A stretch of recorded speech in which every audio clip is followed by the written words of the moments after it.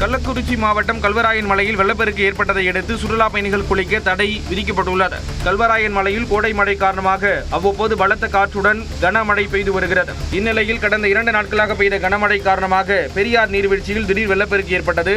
இதனால் நீர்வீழ்ச்சியில் செம்மண் கலந்த தண்ணீர் அதிக அளவில் கொட்டுவதால் சுற்றுலா பயணிகள் அருவியில் குளிப்பதற்கு வனத்துறையினர் தடை விதித்துள்ளனர்.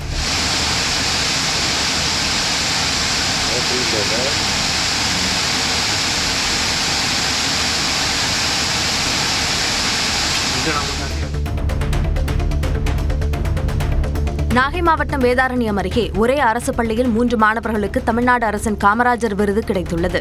தேத்தாக்குடி கிராமத்தில் உள்ள SK அரசு மேல்நிலைப் பள்ளியில் பயிலும் ராகுல், அனிதா, விஷால் ஆகிய 3 மாணவர்களுக்கு இந்த விருது கிடைத்துள்ளது.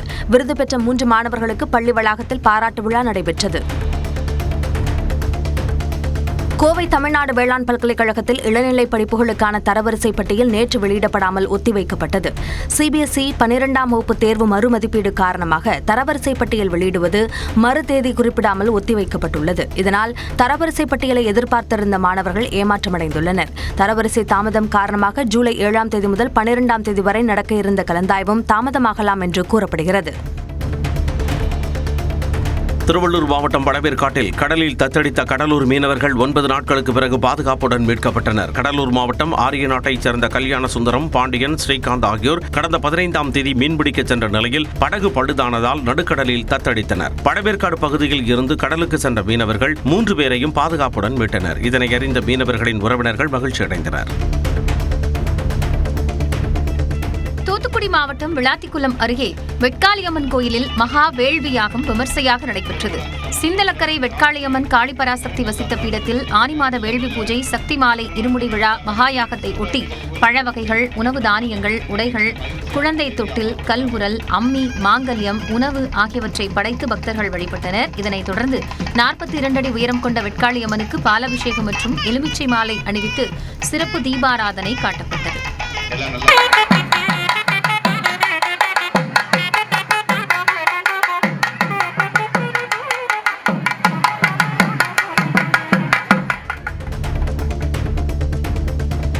கன்னியாகுமரி மாவட்டம் களியக்காவிளை அருகே குரியன்விளை பத்ரகாளியம்மன் கோயிலுக்கு சொந்தமான திருமுடி 30 ஆண்டுகள் சட்டப்போராட்டத்தை தொடர்ந்து பார்த்திபபுரம் கோயிலில் இருந்து கொண்டுவரப்பட்டது. எப்போது கேட்டாலும் திரும்ப திருமுடிகள் தரலாம் என்ற உடன்படிக்கையுடன் நீலகேசி அம்மன் திருமுடி பார்த்திபபுரம் பார்த்தசாரதி கோயிலுக்கு கொடுக்கப்பட்டது. சுமார் 65 வருடங்களுக்கு பிறகு கேட்கப்பட்ட போது கொடுக்கப்படாததால் நீதிமன்றத்தில் வழக்கு தொடரப்பட்டது. இந்த நிலையில் உயர்நீதிமன்ற மதுரை கிளையின் உத்தரவுப்படி திருமுடி குரியன்விளை பத்ரகாளியம்மன் கோயிலுக்கு ஊர்வலமாக கொண்டுவரப்பட்டது.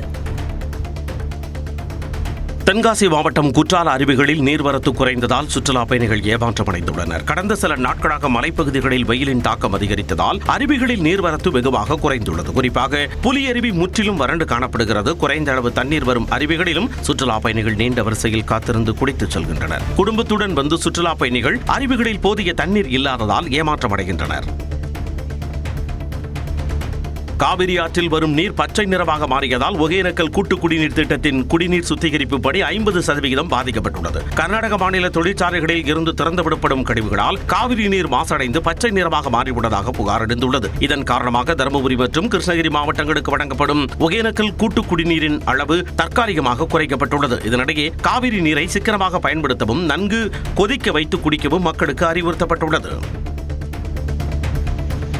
ஓசூர் அருகே கெடவரப்பள்ளி அணைக்கு பெருக்கெடுத்து வரும் நீருடன் பொங்கி வரும் நச்சு நுரையால் வாகன ஓட்டிகளும் பொதுமக்களும் அவதிக்குள்ளாகின்றனர். கர்நாடக மாநில நீர்பிடிப்பு பகுதிகளில் பெய்து வரும் தொடர்மழை காரணமாக கெடவரப்பள்ளி அணைக்கான நீர்வரத்து வினாடிக்கு 1488 கனஅடியாக அதிகரித்துள்ளது. அணையின் நீர்மட்டம் 42.48 அடியை எட்டியதால் பாதுகாப்பு கருதி உபரி நீர் தென்பெண்ணை ஆற்றில் திறந்துவிடப்பட்டுள்ளது. இந்நிலையில் ஆற்றில் பனிப்பாறைகள் போல துர்நாற்றத்துடன் குவியல் குவியலாக நச்சு நுரைகள் உருவாகி காற்றில் பறந்து சாலைகளில் விழுகிறது. கம்பத்தில் உள்ள அம்மா உணவகத்தில் தோசை விற்பனை நிறுத்தப்பட்டதாக புகார் எழுந்துள்ளது. தேனி மாவட்டம் கம்பத்தில் உள்ள அம்மா உணவகத்தில் தோசை விற்பனை நிறுத்தப்பட்டதாக எழுந்த புகாரை அடுத்து தாவேகாவினர் அங்கு குவிந்தனர். கடந்த ஞாயிறன்று இங்கு ஆய்வு மேற்கொண்ட தாவேகா எம்எல்ஏ ஜெகநாத் மிஸ்ரா தோசை சாப்பிட்டது பேசுபொருளானது. ஆனால் கடந்த 7 ஆண்டுகளாக இங்கு தோசை விற்பனை செய்யப்படுவதாக அம்மா உணவக பணியாளர்கள் விளக்கமளித்தனர். இந்த நிலையில் அம்மா உணவகத்தில் தோசை நிறுத்தப்பட்டதாக வெளியான தகவலை அடுத்து தாவேகாவினர் சென்று வாக்குவாதத்தில் ஈடுபட்டனர். உரிய நடவடிக்கை எடுக்கப்படும் என மாவட்ட நிர்வாகம் கூறியதை அடுத்து அனைவரும் கலைந்து சென்றனர். ஜெர்மனியில் நடைபெற்ற உலக ஜூனியர் துப்பாக்கி சுடுதல் போட்டியில் வெண்கலம் வென்ற மதுரை வீரர் ஹிதேஷுக்கு மதுரை விமான நிலையத்தில் உற்சாக வரவேற்பு அளிக்கப்பட்டது. மதுரை அண்ணா நகரைச் சேர்ந்த சீனிவாசன் லிங்கம்மாள் தம்பதியரின் மகனான ஹிதேஷ் ஜெர்மனியில் ISSF உலக ஜூனியர் சாம்பியன்ஷிப் துப்பாக்கி சுடும் போட்டியில் இந்திய அணியின் சார்பில் பங்கேற்றார். 50 மீட்டர் ரைபிள் 3 பொசிஷன்ஸ் ஜூனியர் ஆண்கள் பிரிவில் வெண்கலப் பதக்கம் வென்று சாதனை படைத்த நிலையில் சொந்த ஊர் திரும்பிய அவருக்கு உற்சாக வரவேற்பு அளிக்கப்பட்டது. அமோனியா வாயு கசிவால் உயிரிழந்த தொழிலாளர்களின் குடும்பத்தினருக்கு தலா 10 லட்சம் ரூபாய் இழப்பீட்டுத் தொகை வழங்க வேண்டும் என புரட்சி பாரதம் கட்சித் தலைவர் ஜெகன்மூர்த்தி வலியுறுத்தியுள்ளார். திருவள்ளூர் மாவட்டம் பெரியபாளையம் அருகே அமோனியா வாயு கசிவால் பாதிக்கப்பட்டு தனியார் மருத்துவமனையில் சிகிச்சை பெற்று வரும் வட மாநில தொழிலாளர்களை ஜெகன்மூர்த்தி நேரில் சந்தித்து நலம் விசாரித்தார். இதையடுத்து செய்தியாளர்களிடம் பேசிய அவர், பாதிக்கப்பட்டு சிகிச்சை பெற்று வரும் தொழிலாளர்களுக்கு 2 லட்சம் ரூபாய் இழப்பீட்டுத் தொகை வழங்க வேண்டும் என்றார். பொதுமக்களின் குறைகளை தீர்க்க வாரத்தில் 2 நாட்கள் குறைதீர்ப்பு முகாம் நடத்த வேண்டும் என டிஜிபி மகேஷ்குமார் அகர்வால் உத்தரவிட்டுள்ளார். இது தொடர்பாக அவர் விடுத்துள்ள அறிக்கையில், பொதுமக்களின் குறைகளை தீர்க்க புதன் மற்றும் சனிக்கிழமை ஆகிய 2 நாட்கள் காலை 11 மணி முதல் மதியம் 1 மணி வரை அனைத்து மாவட்டங்கள் மற்றும் மாநகரங்களில் பொது குறைதீர்ப்பு நாள் நடத்த வேண்டும் என கூறியுள்ளார். அப்போது பொதுமக்களிடம் கண்ணியமாக நடந்து கொள்ள வேண்டும் என்றும் குறிப்பிட்ட காலக்கெடுவுக்குள் குறைகளுக்கு தீர்வு காண வேண்டும் எனவும் டிஜிபி மகேஷ்குமார் அகர்வால் தெரிவித்துள்ளார். சட்டமன்றத்தில் உரையாற்றும் முறையே தற்போது மாறியுள்ளதாகவும் மாற்றத்தை ஏற்றுக்கொண்டுதான் ஆக வேண்டும் என்றும் காங்கிரஸ் எம்பி மாணிக்கம் தாக்கூர் தெரிவித்துள்ளார். மாறிடுச்சு தமிழ்நாட்டுடைய மாடலாக தான் சொன்னது மாதிரி தமிழ்நாட்டுடைய சட்டப்பேரவையில் எதிர்க்கட்சி தலைவர் பேசுகிற மாடலும் மாறிடுச்சு, முதலமைச்சருடைய மாடலும் மாறி இருக்கு. அதனால் இந்த மாடலை நம்ம இந்த மாற்றத்தை ஏற்றுக்கிட்டு தான் ஆகணும். வேலூர் மாவட்டம் குடியாத்தம் அருகே தீப்பெட்டி தொழிற்சாலையில் ஏற்பட்ட தீ விபத்தில் சிக்கிய பெண் சுவர் உடைக்கப்பட்டு மீட்கப்பட்டார். மீனம்மாள்புரத்தில் பகவான் என்பவருக்கு சொந்தமான தீப்பெட்டி தொழிற்சாலையில் சுமார் 10 தொழிலாளர்கள் பணியாற்றிக் கொண்டிருந்த போது தீ விபத்து ஏற்பட்டது. இதையடுத்து மற்ற தொழிலாளர்கள் உடனடியாக வெளியேறிய நிலையில் பரிமலா என்பவர் உள்ளே சிக்கிக் கொண்டார்.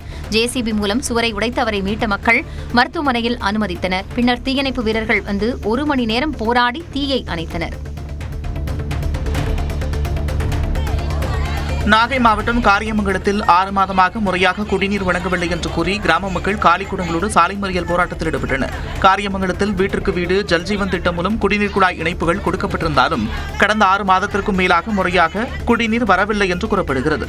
இதுகுறித்து பலமுறை புகாரளித்தும் அதிகாரிகள் நடவடிக்கை எடுக்கவில்லை என்று கூறி ஊராட்சி நிர்வாகத்தை கண்டித்து காலிக்குடங்களுடன் கிராம மக்கள் சாலை மறியல் போராட்டத்தில் ஈடுபட்டனர்.